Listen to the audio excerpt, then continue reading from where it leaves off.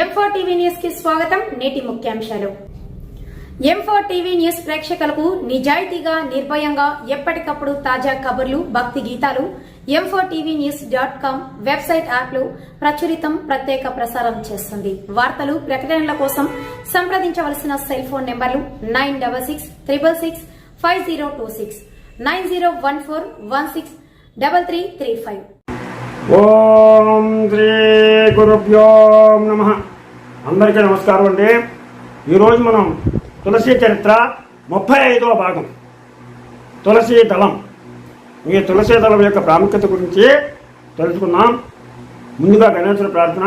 శుక్లాంబరధరం విష్ణు శశివర్ణం చతుర్భుజం ప్రసన్నవదనం ధ్యాయే సర్వవిఘ్నోపశాంతయే.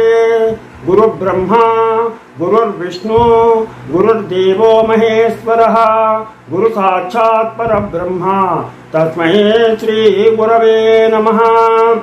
ఓం నమో భగవతే వాసుదేవాయ. ఓం నమో నారాయణాయ. ఓం నమో విష్ణవే నమః. ఓం నమః శివాయ. ఓం నమః శివాయ. ఓం ఐం హ్రీం శ్రీం శ్రీ మాత్రే నమః. ఓం ఐం హ్రీం శ్రీం శ్రీ మాత్రే నమః. హరి ఓం. ఇవాళ మనం తులసి చరిత్ర 35వ భాగం తులసీదళం. ఈ తులసీదళం మహత్యం గురించి తెలుసుకుందాం.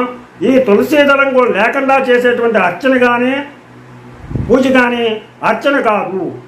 ఈ తులసీదళం లేనటువంటి ప్రసాదం కాదు. అందుకని ఏం చేస్తారంటే, మనకి గుడికి వెళ్ళినప్పుడు తీర్థాన్ని ఇచ్చినప్పుడు ఆ తీర్థ జలంలో తులసి ఆకులు వేస్తారు. ఆ తులసి జలాన్ని మనకి తీర్థం కింద ఇస్తారు. అలాగే ప్రసాదంలో కూడా వేస్తూ ఉంటారు. ఇది వాయు పురాణంలో ఈ విధంగా వర్ణించబడింది. తులసి దళం గురించి భగవంతుడైనటువంటి జనార్దనుడు తులసి లేకుండా చేసేటువంటి అర్చన సేవని స్వీకరించడు.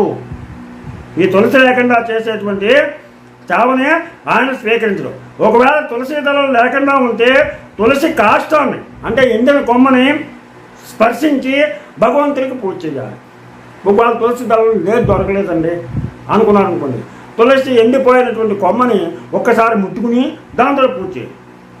ఒకవేళ తులసి కాష్టం కూడా లేనటువంటి పక్షంలో తులసి నామం, ఈ తులసి నామాన్ని జపించి జనార్దనునికి అర్చన చేయండి. ఈ విష్ణు రహస్యమైనటువంటి వైదిక గ్రంథంలో ఈ విధంగా చెప్పబడింది. సుందరమైన చిగురుటాకులు కలిగినటువంటి పూల గుత్తితో ఆకుపచ్చని వర్ణం కలిగిన తులసి దళాన్ని జనార్దనునికి అర్పించాలి. కృష్ణవర్ణం కానీ హరితవర్ణం కానీ లేదా ఏ తులసి అయినా సరే భగవంతునికి ప్రియమైంది. అన్ని రకాలైనటువంటి పుష్పాల కంటే కృష్ణ భగవానునికి తులసి అంటే ప్రీతి ఎక్కువ. కానీ మనకి ఏకాదశి వ్రతమహత్యంలో మనకి తులసి మంజరీ భిస్తు పూజతే ఏన కేశవః ఆజన్మకృత పాపస్య తేన సమార్జితాలిపిః. ఆజన్మకృత పాపస్య తేన సంహార్జితాలిపిః. తులసి మంజరి ద్వారా కేశవులకు పూజ చేసిన వాని యొక్క అనేక జన్మల సంచిత పాపం భస్మరాశి వలె భస్మం అయిపోతుంది. అలాగే అగస్త్య సంహితలో ఈ విధంగా కూడా చెప్పబడింది. తులసి మంత్రాన్ని మనం పఠిస్తూ ఏ తులసి దళమైనా సరే శ్రీహరి పాదాలకు అర్పిస్తే ఆ పత్రం అనంతమైనటువంటి ఫలితాలను ఇస్తుంది.